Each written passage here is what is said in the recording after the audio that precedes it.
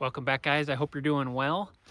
It is confession time and time for me to share some things that I have changed my opinion about over the last few months.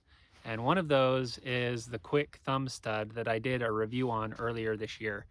I bought that thumb stud for my Buck 112 because I wanted to be able to quickly and easily open that with one hand and carry it in a sheath on my side.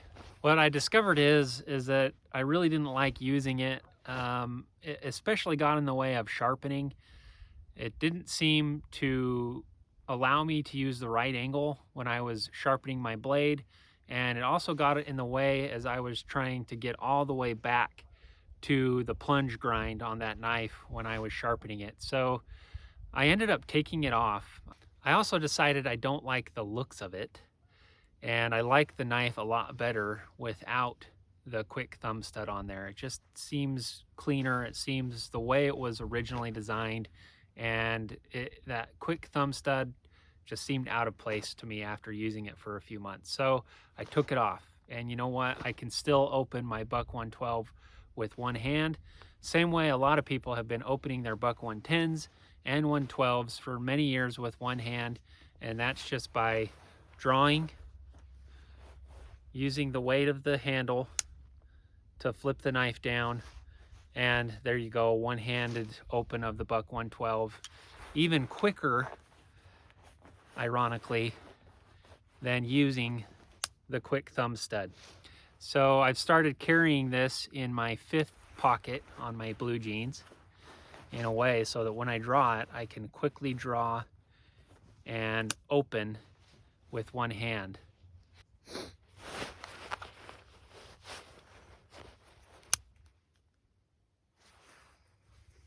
So I don't even carry this in a sheath anymore. When I first bought this, the knife was stiff enough that I really had to push hard or flip hard to get this to come down and open. And so I didn't think at the time that it was a viable option for me. I do this with the Buck 110 all the time, but the Buck 112 is a little shorter and just a little bit lighter, so it makes it a little harder to flip it down and get that handle to swing down. But I found over time, as I used this knife more and more, that mechanism loosened up, it broke in a little bit, and now it's easy for me to flip it down.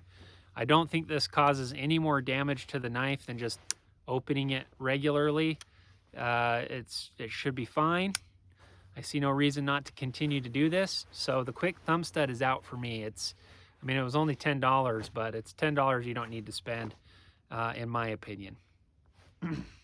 The other thing that I have to admit is that the wallet that I dipped in 100% beef tallow is beautiful. My wife uses it all the time. She loves it, but it did a couple things to her receipts that were a little weird, which I wanted to show you guys just so that you know that dipping that wallet in tallow did have some unforeseen consequences.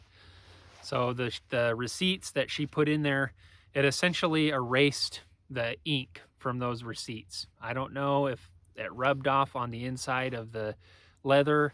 I'm not exactly sure how those receipts are printed or what kind of ink is on them. I'm sure some of you know and you can advise me in the comments, but the receipts didn't survive. It didn't hurt the paper, but the ink came off, the writing came off the receipts. Now, she's also carried cash in that wallet, and the cash has been fine, no problem. It didn't have any effect on the cash or the credit cards that she carries in that wallet, but for some reason the receipts did not survive, and I think it's because of the tallow.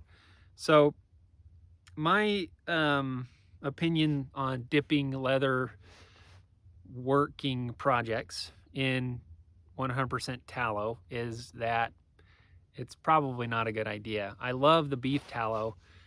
I think it makes the leather really supple and nice, but you just don't need to completely soak your project in it. It seems to just produce too much residue that can have an effect on your receipts, specifically in your wallet.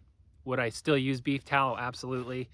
Would I still dip my leather sheaths in beeswax tallow mix? Absolutely. Would I still dip a wallet in 100% beef tallow or even a beeswax tallow mix? No, because it's not necessary. You can still put tallow on the outside and the inside. Just do it in moderation and make sure you understand the potential consequences. So that's my change of thoughts and opinions on those two things. We learn, we adapt, we get better, we redesign things. That's just the way life is. I appreciate you guys watching. I appreciate your comments. Some of you probably could have forewarned of some of those things. There was one guy in the comments on the Kwik Thumb Stud that said, what a joke. We've been opening buck 110s with one hand for years. And that's true. But I had my reasons for trying the Kwik Thumb Stud.